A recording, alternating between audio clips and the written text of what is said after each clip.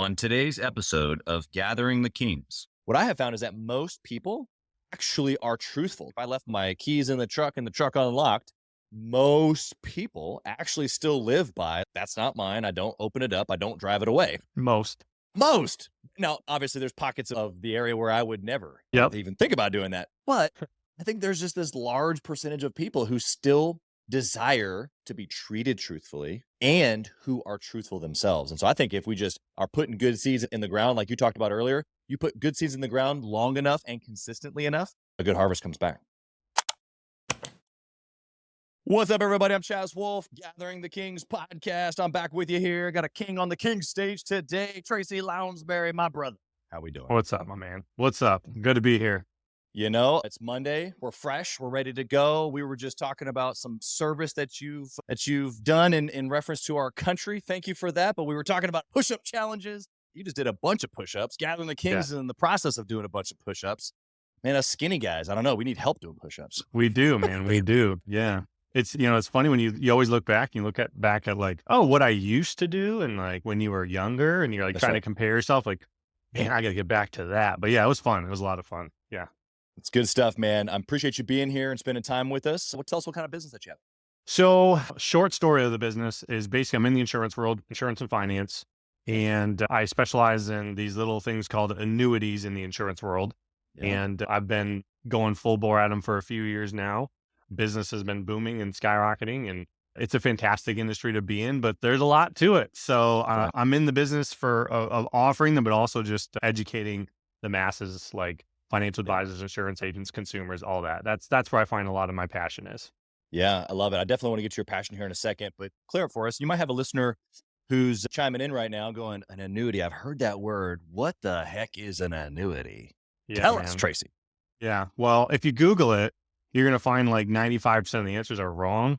In annuity as a term dates all the way back to like the Roman era. It's supposed to be like a stream of income is really how it was designed. Okay. For somebody. So now they've insurance companies have taken it and ran with it. And now it's a product, and originally as well started with, you take an asset, you turn it into cash, and then you purchase an annuity and you get an income stream from it. And then now there's like 20 different wings you can go off of, where now they're like similar to CDs. You can get like long-term care insurance through them. You can get, market exposure and kind of like growth of market without a lot of risk. There's so many avenues to go down, but ultimately they're supposed to be just like a safe asset you can grow your money and take income from. Yeah. Yeah. In essence, well, I guess maybe typically sounds like there's all kinds of products since, 20 years ago when I was selling annuities, but in essence, you take a large sum of money, put it in a safe place. Yeah. And get a little drip every month, right? You got it. That's awesome, man. Well, okay. So you said passion and you're excited about insurance, which might sound a little interesting to the listener, unless they're in insurance also. Yeah, right. Exactly. For all of us that aren't in insurance, we aren't passionate at all about insurance, financial services, annuities, this safe place to put money to get a little drip. All of that sounds a little bit foreign to us. We're business owners. Help us understand why the heck you're passionate about this. Yeah, man. Well, I think it goes back to just being in like human services, helping people in whatever way, shape, or form I can. That's what my background is in, being former military, former law enforcement. Big man upstairs had a different plan for me, which we can get into later if you want. And laying in the insurance world. And what kind of made me passionate about it is that insurance sucks, dude. It does. A lot of it sucks. People become insurance poor. People abuse, like as in financial advisor or insurance agents, abuse that in, insurance world a lot. So I just have kind of made it my mission to be passionate and love an industry that can help a lot of people, but do it in a way that's just super transparent and ethical, and just being able to kind of spread that like a wildfire to other agents and advisors. Say, listen, you can do this the right way and still make a lot of money. Yeah. Yeah. And I think that message is obviously something that can be taken into any business. Why is that so important to you? Why is, ethics or doing it the right way or being able to win and make a lot of money? That's kind of how we measure things in business, but yet with a conscience or doing it the right way, right? Why is that important to you? Because I feel like in this world we live in, unfortunately, it's something that's becoming pushed to the wayside for sure. And there's a lot of ways to get rich unethically, I feel. I've been presented with a lot of those opportunities and turned them away. So I get it. So I think the path less traveled, there's just something about that, just the challenges that come along with it. Growing up, I never really got anything handed to me. And I understand the value of a dollar, I think, more than, not to say that my situation was oh so difficult, but more than a lot of people. So I want to make sure that every dollar that I earn is going to come from, fruits of my labor, not somebody else's. Yeah. Yeah, absolutely. I can just from my personal experience growing up single mom family, it's not that I remember, a specific situation where someone took advantage of us or, ethics were used in a wrong way towards us. However, there's moments in time, especially in professional services. I can even think of all the way down to like an auto mechanic. Like that's still technically a professional service where a Right. single mom is going to go in and I had know nothing about a vehicle, and yet you're going to basically use your professional experience to do things unethically.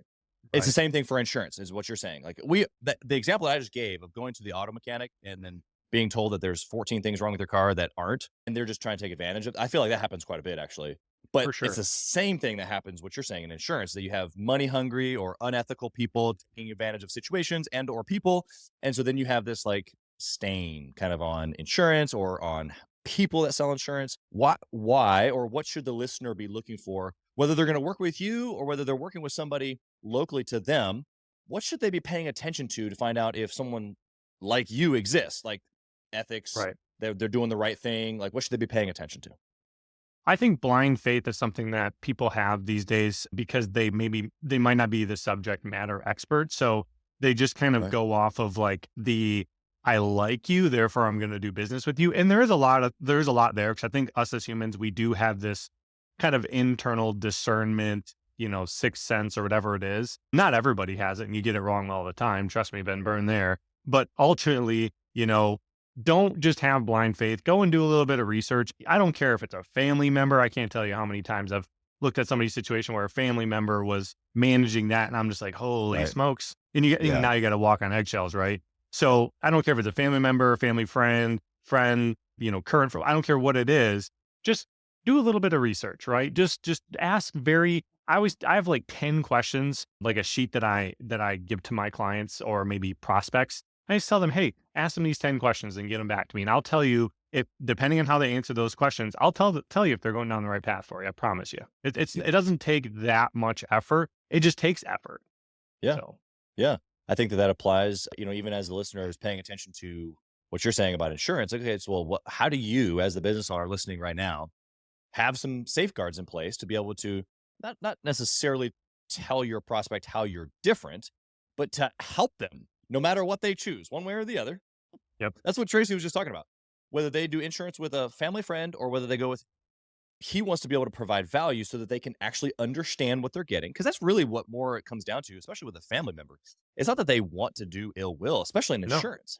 They Right. just don't know what they're doing, or they're working with a company where maybe they don't actually know that it's probably not a good deal, or they're selling me a product that is only like partially what I need. There's just a lot of like, this is happens in every industry though. Would you agree? Absolutely. And ignorance is something that, it is what it is, right? Sometimes you you don't know what you don't know, the old adage, right? So ignorance Right. is just, it's not a self defense against ill will though, right? You can't say, hey, police officer, sir, I'm sorry. I didn't know that this was going to end up that way. It doesn't matter. It ended up that way, right? And you just Yep. have to eat that and deal with it. So unfortunately, it's not, but it doesn't mean that us, the guys and we make mistakes, but maybe we do it a different way that we would consider the right way. It doesn't mean that Right. we have to go out and attack those people and make them feel oh so bad about themselves. You can Yep. kind of give them a chance. And I Yep. try to do that as often as possible. Like if I'm going and I'm taking money from an advisor, moving money over to me or whatever it is, right? I normally try to give them, a chance. Hey, this is kind of what I do. I educate a lot of advisors. I know that this isn't an ideal situation, and most of the time, 9 times out of 10, they tell me to get lost. But hey, do you mind if we just kind of sit down and chat about things? Because I really think I could help you have a better understanding. And I've had quite a few people. Granted, I mean, percentage wise, very low, but I've had quite a few people take me up on that, and they've actually become part of our kind of organization in a way because we contract agents and whatnot. And it's been Sure. it's been phenomenal. But, I don't think there's enough that happens there. Not to say that we're perfect, but I do think that that would help our industry a ton. Yeah. Understood. Well, tell us what you did before insurance. What's your background? Yeah. So going back, I went to college for law enforcement, barely got into college, like 2.2 GPA. Went in, yeah, went in with probation, was not a good student at all in high school.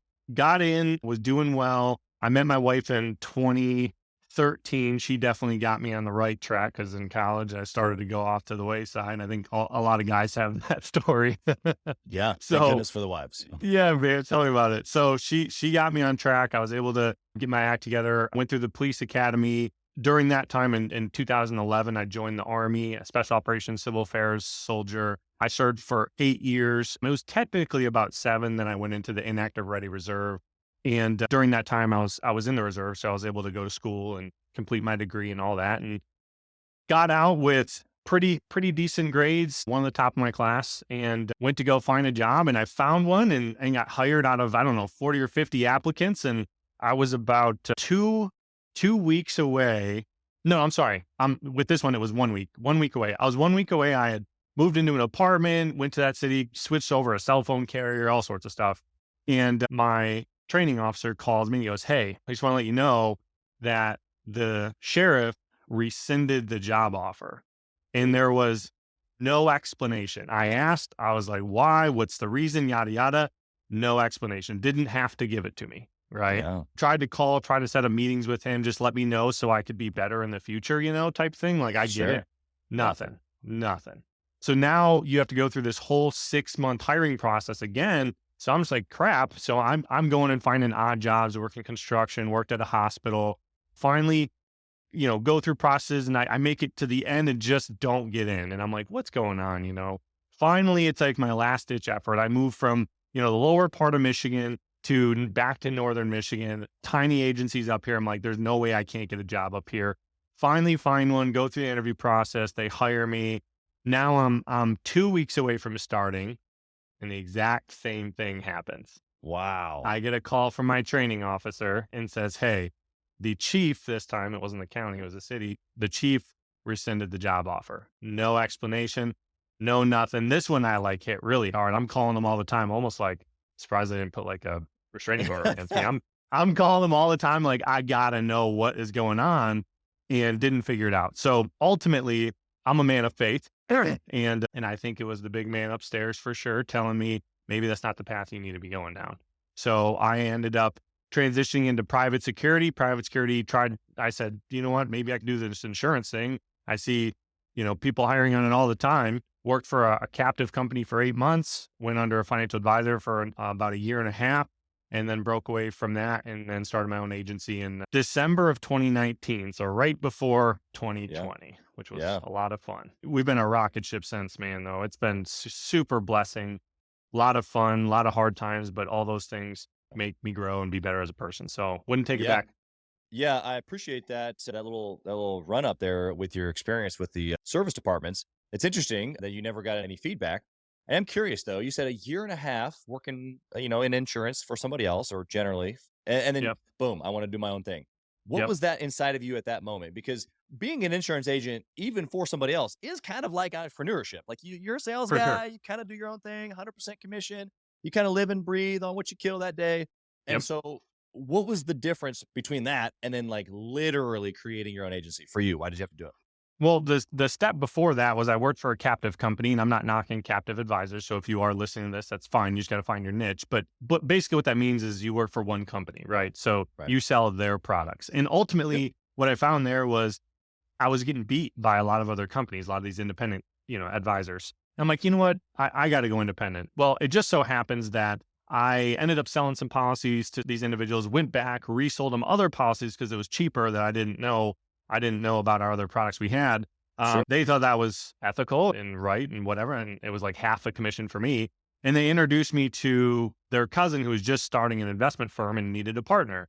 And so, we kind of hit it off. And so I ended up going under him as a writing agent. What that means is basically he owns my business, but then I basically just go and write it.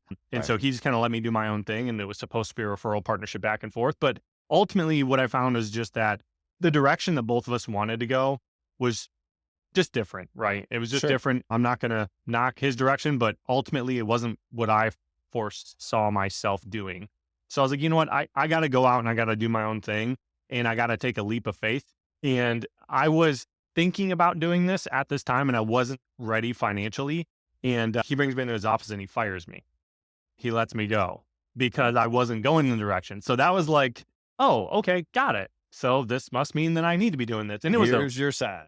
yeah, it was a horrible timing because of COVID, and I didn't Yeah. really have enough money saved up, and luckily, I was able to get a loan and pay it back and all that. But ultimately, you get thrown in the fire, or you get your back up against the wall, and there's no way to go except for up. I was married, I'd had to make it work. I didn't have a fallback, so Yeah. I was lucky enough to find a little bit of a niche. Had a little bit of experience at that time, so found a little niche during the coronavirus, and just grew the agency quite a bit. I love it, man. Would you say that this is an interesting question? Maybe you've heard this before. I don't know. But would you say that you're a love to win or a hate to lose person? I'm a hate to lose person for sure. Hate to Yeah. lose. I hate I will I'm self-motivated for sure, but I think what has motivated me over the years is people telling me I can't do something, or people telling me I'm not going to do something. Don't tell me that, because I'm not at the stage now in my life where I can just shrug a lot of things off, but I guess in maybe more of my immature years, man, I'm going to do anything in my power to prove you wrong, because ultimately I come from a pretty poor family. And I was never really super good at anything growing up. I played sports and, school, never good at school. Sports, never really good at a lot of sports. So I've always felt like I have something to prove. Now I'm past that, and it still comes out once in a while. But that's definitely what motivated me to get me to where I am today is just proving others wrong, proving people that I can be successful as this small town kid that didn't really have a lot to offer. Yeah. I actually, you gave a really great description there. I want to help the listener understand your progression there because first off, every entrepreneur has both. We love to win, we hate to lose. Nobody loves to lose and nobody hates to win. Like Right, right, right. but there is a distinction between the two, and the one is we all have the chip on the shoulder, but it's like if you're motivated by not losing, it's the backs against the rope. I have nothing to lose. That position is what propels me forward, as opposed to I'm addicted to winning. And both are okay. You just got to Right. know who you are. But what I have found is that, like what you're saying, is that eventually at some point you have just probably just a maturing of perspective and understanding that there's a certain game that you play in order to win so that you don't lose and so forth and so on. So I think at some point, even the hate to lose folks recognize that winning is more powerful than not losing, Yep. which you gave a great description of. It just, probably a little bit more around ego than anything, but I think that it's important for all of us at some point to carry a little chip on our shoulder, like Absolutely. Yeah. the people that said we couldn't are oftentimes the fuel. But that's just the piece I want to give to the listeners, that make sure it's fuel, not like a grudge or a negative emotion, because that stuff will eat you up as opposed to just fuel. It's like they said I couldn't watch, right? Yep. Let it be that. Would you Yeah, agree? that's great. Yeah, absolutely. 100%. That's awesome. That's great perspective. Good, man. All right. Well, let's talk about a good decision. Something that you did in these last couple of years as you've been skyrocketing the agency, like you talked about, something that maybe we can learn from and do in our own businesses. Sure. Yeah. Well, I would say the first thing that comes to mind that just popped in, it's really kind of two schools of thought. So one is, and I tell my agents this, and I tell everybody this, my prospects this, is that I'm probably one of the most transparent people you'll ever meet. Right. Almost to a fault. I don't want to say that because it's kind of gotten me where I've gotten to, but I'm gonna say it just for the Sure. sake of argument. Yeah. When my business model is super education based. So it's, I'm in sales, and if I don't make a sale, I don't get paid, right? But ultimately, when you have this kind of transparent educational focus, the sales come. Somebody told me a long time ago, you can't do the right thing long enough without seeing some type of positive result, right? And that's pretty much what I follow. So I would say to any business owner, and this almost seems like, well, yeah, no, duh, Tracy, but no, I mean, like, really embrace the transparency behind what you do. Like, even the behind the scenes things that businesses don't show, we show. Like, we hop on Zoom meetings with clients, and we'll like show them how we build out a proposal right in front of them. We show people like, hey, here's how the commissions get paid. Hey, here's how the insurance companies make money. Like, all these things that are, you just don't talk about, right? Yeah. We talk about it. Why? Because consumers, ultimately, a lot of them want to know. And I might not go down that path with everybody. And it Sure. does depend on who I'm sitting across from and kind of discerning the room a little bit. But I think transparency is so unbelievably important in what we do. And then the other one was technology. So utilizing technology in the insurance world, well, I think in a lot of businesses, we have like customer databases that we use, management software that we use, Right. CRMs, right? So I use a lot of CRM stuff. I love it or hate it. The whole chat GPT thing, kind of scary. I get it, but we're using it, man. We're using it. It's a tool to be used, and we Yeah. use a lot of that stuff. And so technology has made it to where I don't need 20 employees. I have an 1,800 square foot office with me and one other person, and I have contracted advisors in, I don't know, 37 different states. And I don't know how many we're up to now, but ultimately, most of what we do, granted, very time blocked, but it's automated. Everything Yeah. is automated, right? Everything has just got its place in technology. You just have to go find it, learn it, try it, do it, right? That's right. I love it. Love that process. Yeah, I mean, Chat GPT is going to write a great show notes about you here today. Maybe not today. Somebody on my team is going to use that AI tool to write a fantastic article and all kinds of Yep. good stuff about you. So, I think that you're right, spot on with the technology. I think that's great.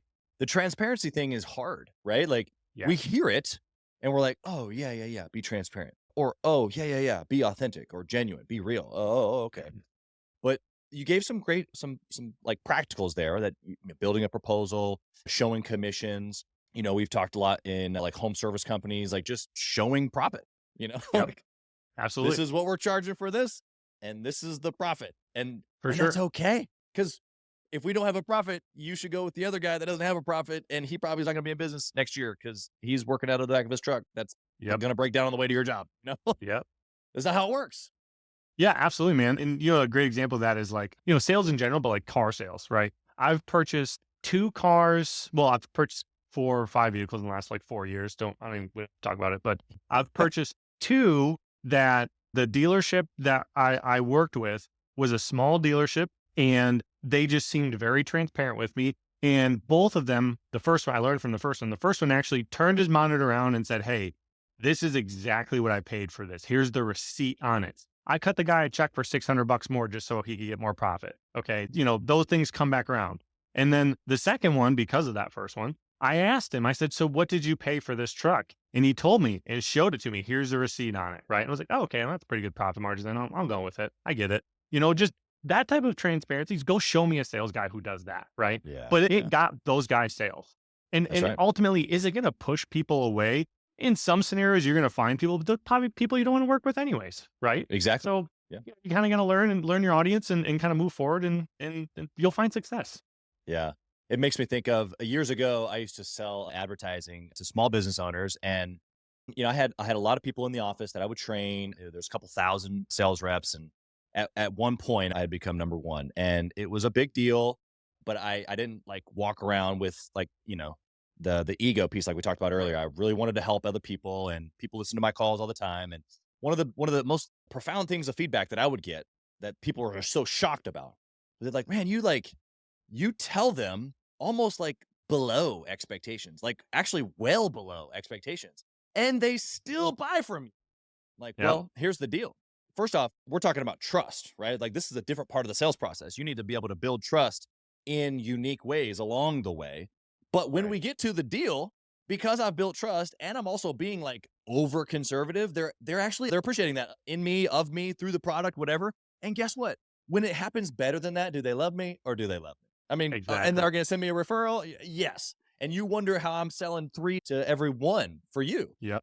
It's like, dude, it's okay to just be straight, be honest. In fact, maybe go a little under. It's okay as long as the math still works, as long as it's still a good decision for them. Why do we need to inflate it? Does that make sense? Absolutely, man. I see it all the time. And in the annuity world, we have products that are designed to grow based on like kind of market they're called indexed annuities. I would say it's the number one problem right now with them. And it's ultimately it's marketing companies as well, the insurance companies allowing it. But what I could do today, I could build out an annuity illustration for somebody that basically it's like, hey, in the next 10, 20, 30 years, this is what we think is going to happen based on, and this is in huge quotes, based on history, which there Right. is none, but based on history, I could build one out today that has a 23% average return and legally show it to somebody. Right. And ultimately, just so everybody knows, an index annuity, if it's a good one, is designed to do like 4.5 to 7.5. Right. That's how wildly different it is. When we build them out at about 5. I would say if you took 100 agents, there might be one that builds it out that low. Why? Same thing. We're shooting for kind of lowering the expectation so that, hey, in the future, when it does do better, or if it doesn't, right, we don't look that bad in the future because obviously it's market based and the market's kind of crazy right now. But, we're going to look like a king to them, right? Ultimately. Yeah. Yeah, the position here that we're talking about, just for the listener, is not underselling. It's not on purpose giving the wrong expectations. It's Right. just being honest. Absolutely. Like good old boy honesty, and it's just like people respect because actually what I have found, maybe you can agree to this or not, I don't know, but what I have found is that most people actually are truthful. Like they follow by, like if I left my keys in the truck and the truck unlocked, most people actually still live by like that's not mine. I don't open it up. I don't drive it away. Most. Most. Now, obviously there's pockets of the area where I would never Yep. even think about doing that. But I think there's just this large percentage of people who still desire to be treated truthfully and who are truthful themselves. And so I think if we just are putting good seeds in the ground, like you talked about earlier, you put good seeds in the ground long enough and consistently enough, a good harvest comes back.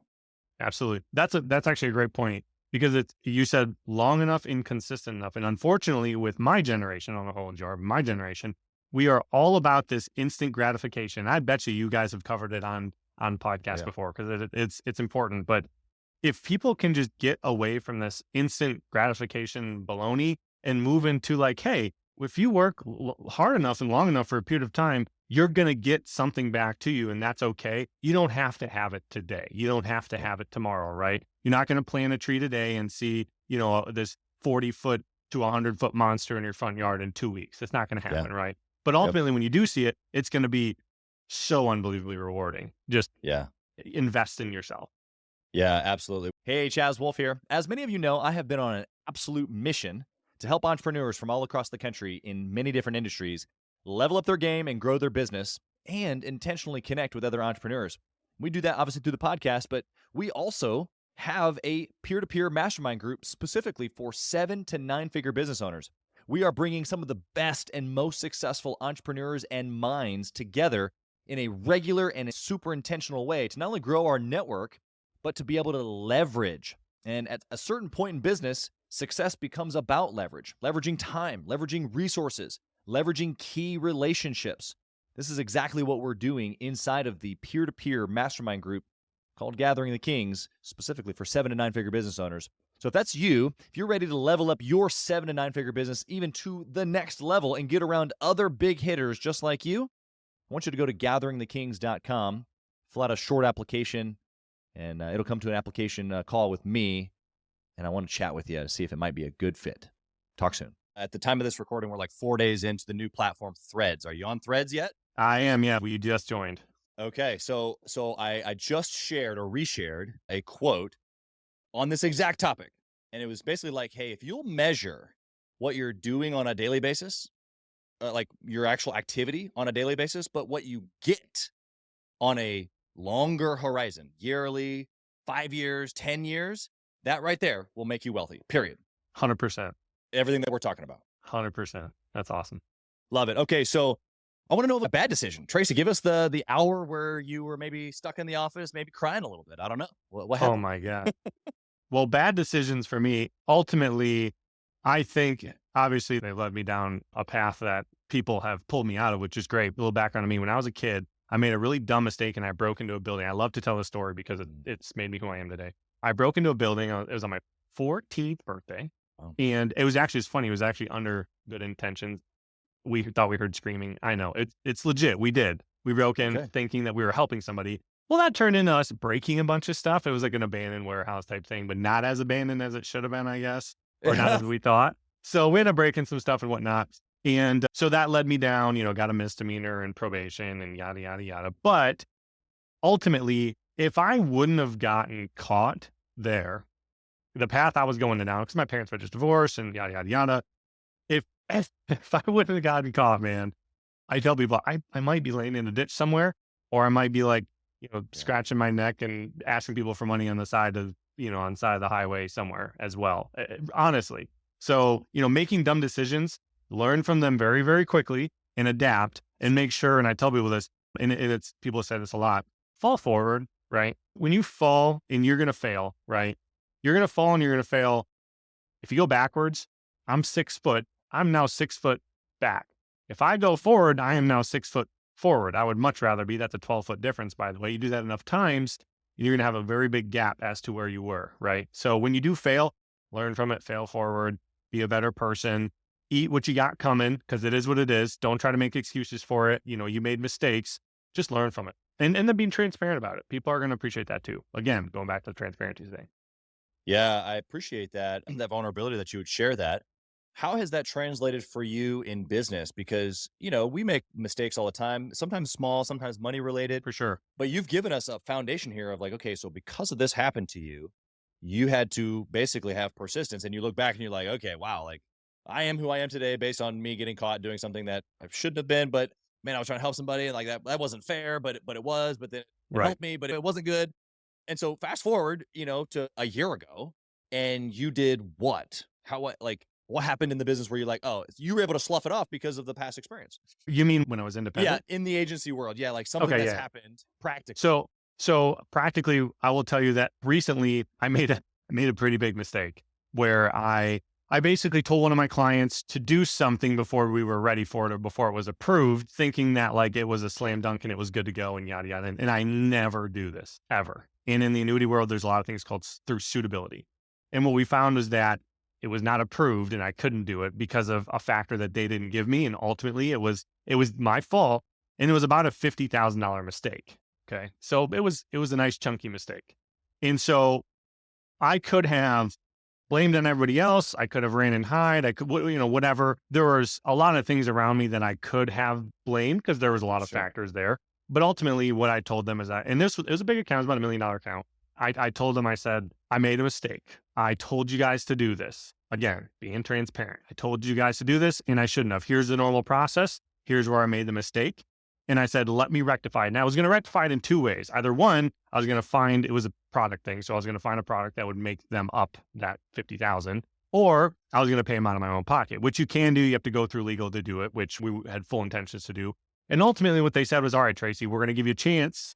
You give you a chance here. And they didn't have to. They could have walked away. They could have collected 50 grand and actually would have been in a better spot. Right. And they ultimately let me seek out. So I went out, found something to fix their problem. I actually was able to get them about, I think it was like 62,000 back, which was Wow. great.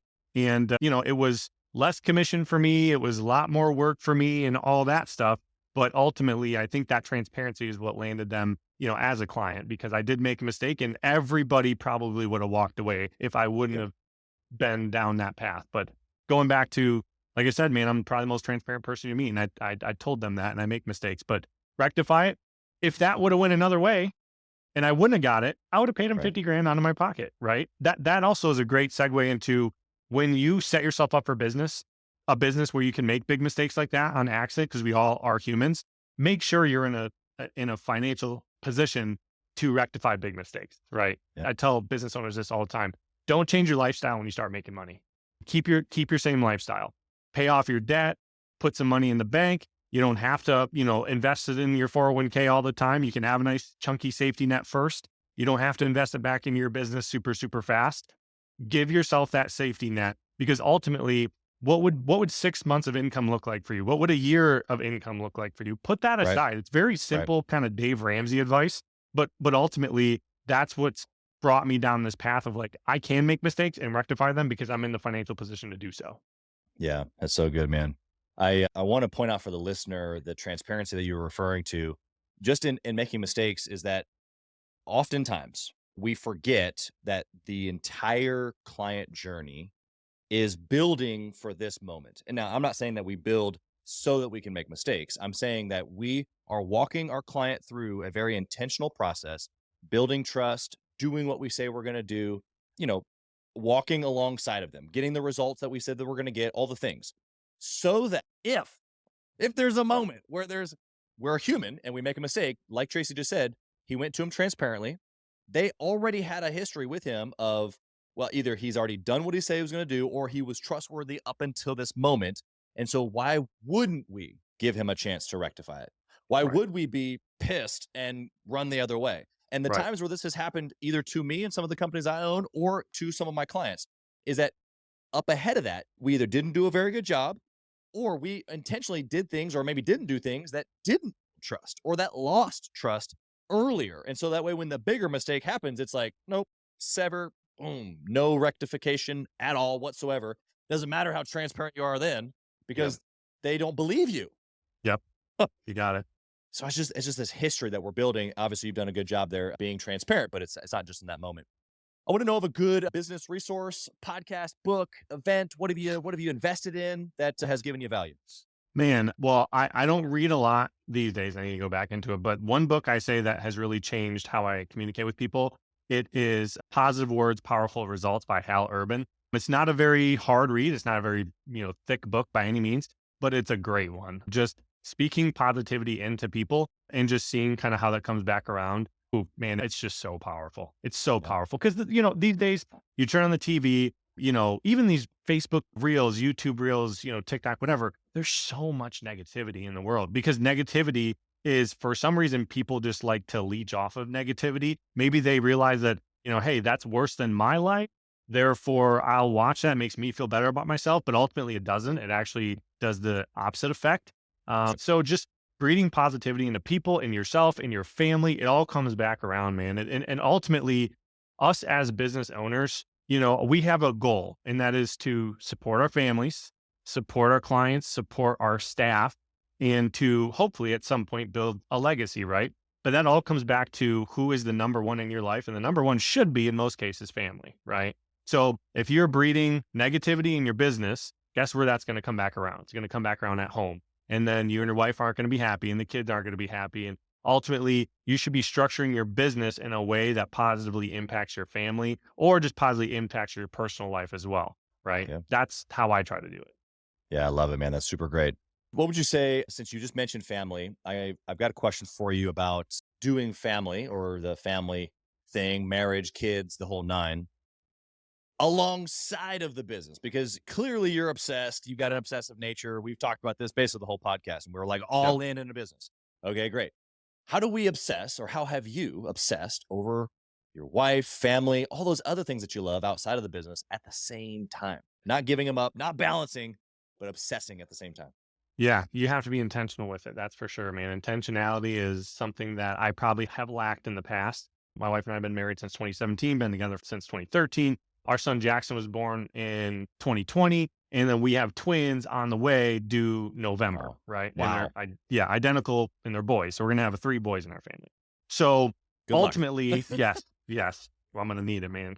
So when you're obsessed with your business and what you do, and I am, something I used to do is when I had the time, if I was putting time on my wife and we had the time before we had, Jackson, I'd be sitting on the couch reading articles, whatever, trying to get better and whatnot.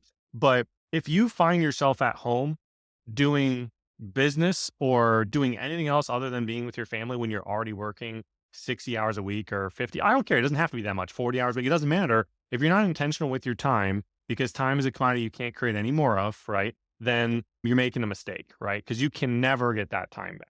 So something that I've done recently is that my time blocks at work I've changed. So, I have a calendar, people can book appointments in my calendar, and we have worked with a lot of referral partners that do that. So ultimately, and I'm in a position where I don't have to dial anymore, which is fantastic. But ultimately, I just show up to work and I have appointments booked. And I used to give myself as many time slots as I possibly can to fit as many appointments in because more appointments equals more money, right? That's right. Yeah. But who is that going to affect? It was my family, Yeah. right? So now I'm intentional with, my Mondays, or I'm sorry, my Fridays, I come in late. My Thursdays, I come in early and then I stay late. My Mondays, Wednesdays, and Fridays, I leave early, right? So I have like these time slots and I never make an appointment after 5 o'clock now. No more appointments after 5 o'clock. I used to make appointments all the way up to 8 o'clock. I'd have a client that says, Tracy, hey, I'm Right. still working. Can you meet with me? No.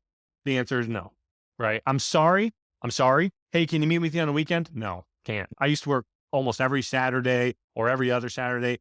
No working on the weekend unless I'm like really behind from a vacation or something. There's a couple exceptions there, if I'm taking a huge time block with my family already. Yeah. But ultimately, being intentional with your time I think is so important, because if you can obsess at work and obsess with the time you do have, 20 hours or 10 hours, whatever it is a week with your family, whatever you can fit in of being super proactive can Yeah. feel like 40 hours to them, Oh yeah, absolutely. right? Yeah, there's levels upon levels here that Tracy's given to you guys listening here, is that not only be optimizing on your calendar and giving the time to the family, but even inside of those times being intentional about what are we doing or what are we working on, or are we taking a marriage course? Are we hanging out with the kids? Are we preparing Yep. the room for the twins? There's life in that, but there can be super intentionality in those moments of creating memories or just doing the thing together that is just really, really good.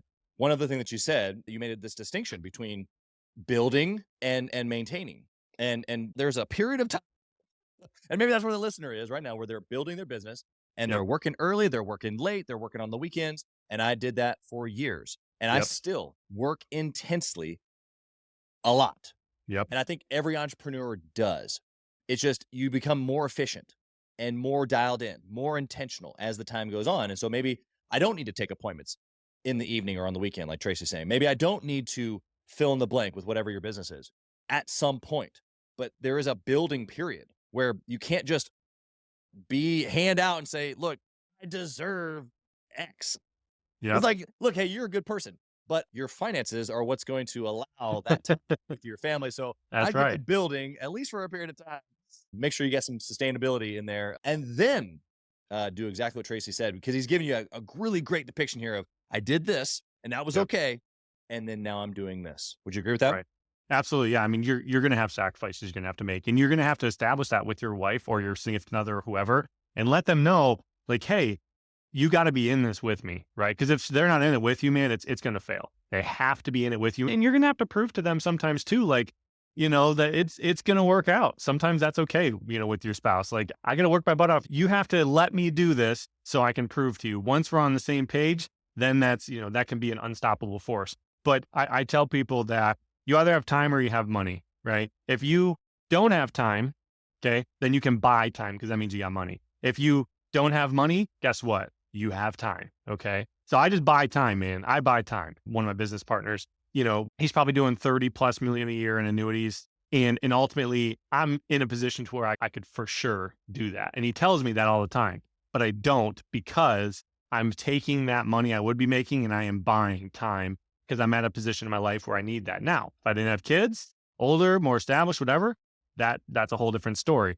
But Right. this season of your life, it's okay to embrace your season, right? It's okay to not, don't fall to comparisons is another one too, right? Don't look at what other That's good. people are doing successfully. Don't look at that as being a negative, like, oh man, I should be there, because you have absolutely no idea what season of life they're in compared to you, right? Use that as more of a, when I get to that season, I'm going to have that motivate me instead of demotivate you, because comparisons can be positive, but they can be super negative. So just be very aware of that.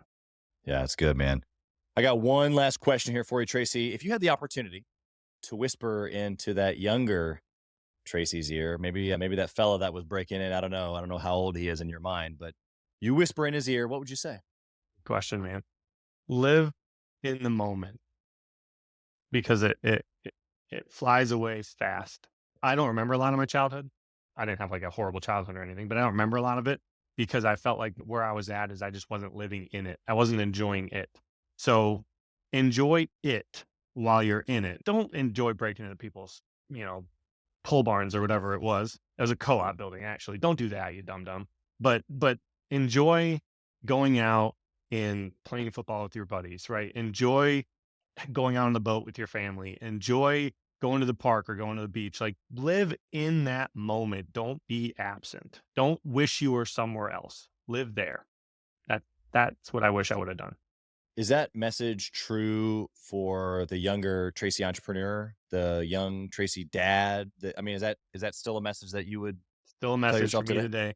Still a Yeah. message. Yep. Just live in the moment. I'm better at it now, but ultimately it's for sure an area that I struggle with, because going back to being a business owner, right? It's hard to turn it off, right? It's hard. So you have to be intentional with it. You have to work on it. So let's live in that moment, man. Live in that moment. Keep your brain separated, your work brain and your personal brain separated. Whatever you have to do to get there, get there. Yeah. It's good stuff, man. Tracy, how can the listener find you? Obviously, you can help them with a plethora of, I'm sure, insurance needs that they might have, including your specialty, annuities, and a drip of income. But where can they find you? Also, too, if they're just an entrepreneur and they want to pick your brain because you've said some things here that they resonate with, how can they find you that way? For sure. So two schools here. So if you are entrepreneur or business owner or in the insurance world or whatever, a couple areas you can find us. One is you can just email me, support@theannuitygiants.com. That's more of our education brand for advisors and agents. You can find our group on Facebook. It's called Annuity Giants on Facebook, largest social media group for annuity education out there currently.